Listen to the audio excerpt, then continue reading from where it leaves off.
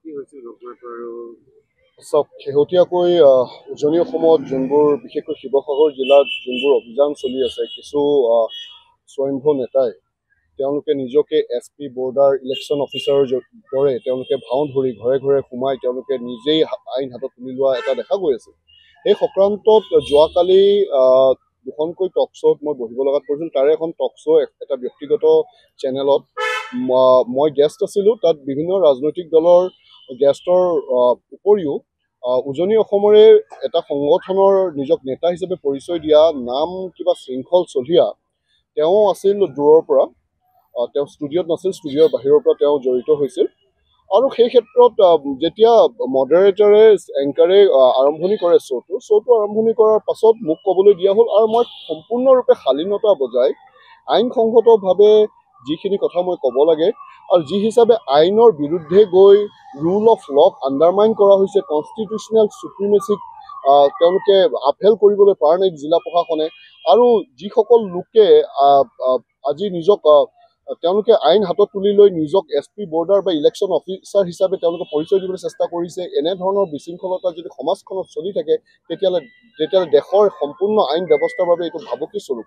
এই কথাখিনি কোৱাৰ পাছত তেওঁ কথাখিনি যেতিয়া ক'ব ধৰিলে, তেওঁ কোনো কথা নাই বতৰ নাই, আইন আমি নামানো, দেশ থাকিলে আদেশ নালাগে, এনেধৰণৰ কথা ক'লে। আৰু তাৰ পাছত হঠাৎ কথা এটা কৈ দিলে যে বাংলাদেশে আমাক আইন শিকাব আহিছে। তেতিয়া মই সুধিলোঁ বাংলাদেশী কোন? তেওঁ ক'লে তই বাংলাদেশী, অপমানসূচক। তাৰ পিছত কেইবাবাৰো তেওঁ বাংলাদেশী বুলি মোক অভিহিত কৰিলে। এতিয়া কথা হ'ল মই আজি 10 বছৰ ধৰি এইখন গুৱাহাটী উচ্চ ন্যায়ালয়ত মই প্ৰেক্টিচ কৰি আছোঁ। আৰু মোৰ নামৰ পিছফালে অকল হুছেইন থকাৰ বাবে, নামৰ আগফালে মহম্মদ থকাৰ বাবে মোক বাংলাদেশী হিচাপে অভিহিত কৰি মোক জনমানসক যিখিনি মোক অপমানিত কৰা হৈছে, যিখিনি ডিফেম কৰা হৈছে আৰু মোৰ ওপৰত যি এটা ভুৱা অভিযোগ তোলা হৈছে, এইটো সম্পূৰ্ণৰূপে বেআইনী আৰু আইনৰ বিৰুদ্ধে হয় এই গোটেই কথাখিনি।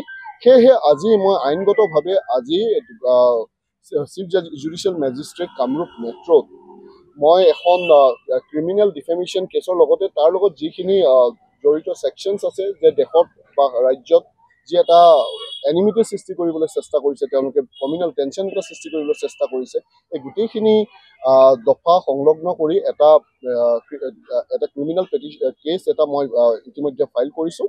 আৰু পৰৱৰ্তী সময়ত মই আৰু 1-2 দিনৰ ভিতৰতে মই চিভিল ডিফেমেশ্যন কেছ এটাও ফাইল কৰিম। আৰু তেওঁৰ বিৰুদ্ধে তেওঁ যিখিনি মোক আঘাত কৰিলে, ইনজিয়ৰ কৰিলে এই ধৰণৰ ষ্টেটমেণ্ট দি কাৰণে, ইৰেছপনচিবল ষ্টেটমেণ্ট দি, তাৰ বাবে মই তেওঁৰ বিৰুদ্ধে এটা 5 কোটি টকাৰ এটা মই চিভিল ডিফেমেশ্যন কেছ এটা ৰুজু কৰা এটা সিদ্ধান্ত লৈছোঁ। আজি মই এটা ক্ৰিমিনেল ডিফেমেশ্যন কেছ ৰুজু কৰিছোঁ।